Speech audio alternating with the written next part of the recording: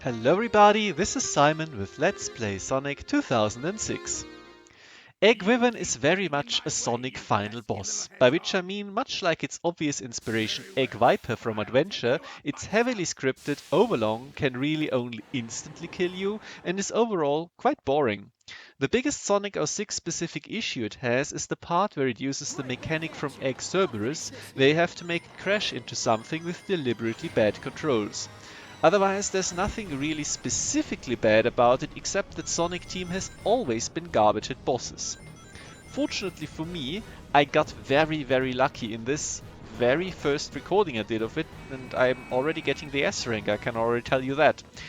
This is not due to the use of the red gem I have equipped here, though it does help with stuff like this, where I have to time a homing attack onto its antenna, which is actually a kind of nice part of the design here, because it is the same antenna that Egg Cerberus had, and it's leading into the same mechanic in which you have to steer it and make it run into things. So it's not 1000% intuitive, but it generally makes sense from a game design standpoint, if only Egg Cerberus wasn't like an entire game of tedium and bad design away, you know. But generally this is fine, though I do admit that I get very lucky in this fight.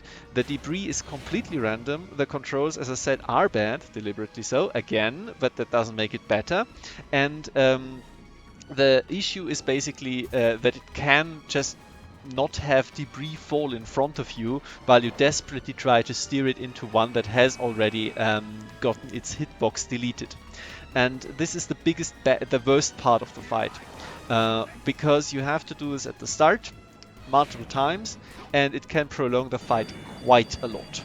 The initial jump, as I said, using the red gem is fine to get into it.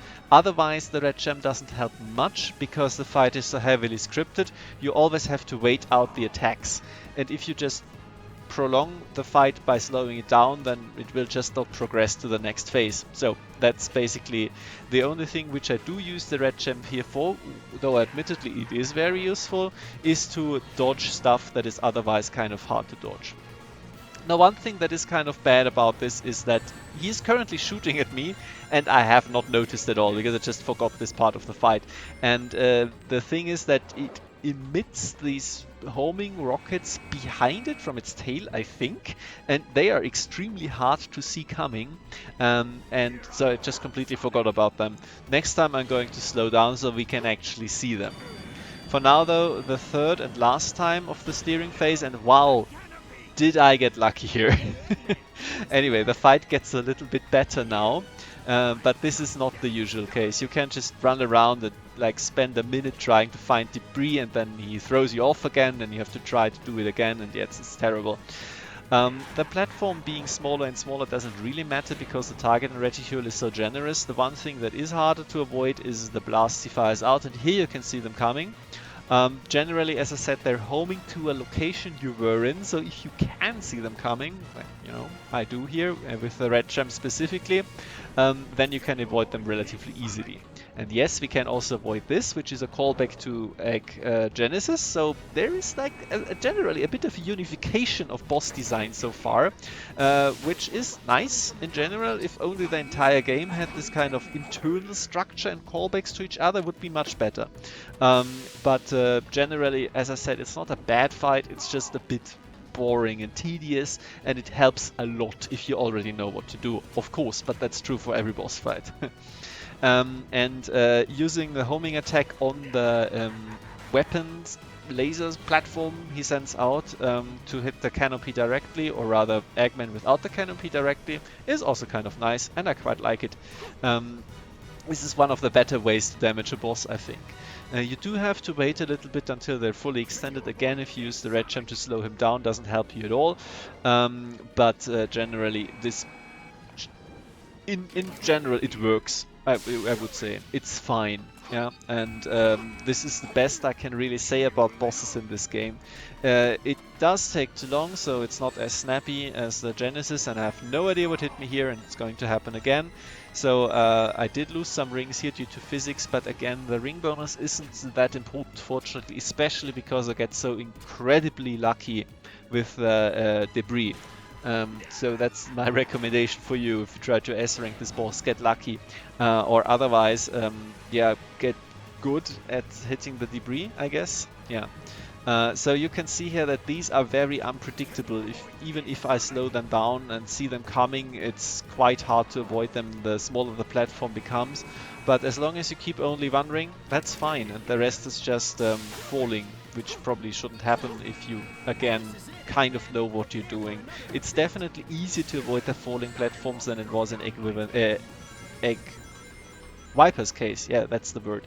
And again, I don't know what hit me there. I don't quite know how to avoid it, but it only cost me a few more rings. Doesn't really matter. I still have a nice buffer of them. And obviously this is the last phase because the final platform, which is suspended by, don't ask me, is not going to fall underneath us. That would be unfair, right?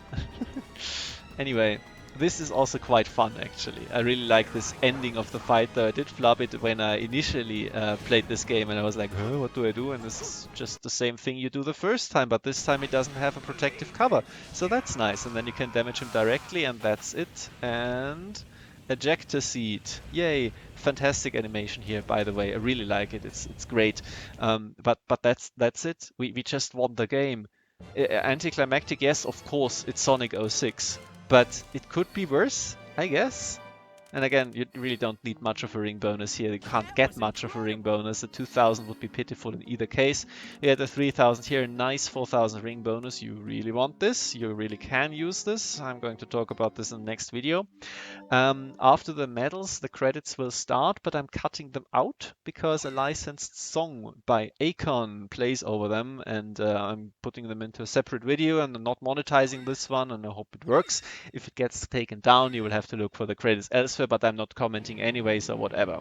So this is the end of the credits. It was very nice. Lots of people worked hard on this. I am going to talk about the game in general as a denouement. We have lots of time, I promise, in the last episode for Sonic Story. For now, however, just want to generally show you 100% progress, 100 medals, 10 levels, 10 medals each, but there are still 30 medals missing, which is the aforementioned final video for the story.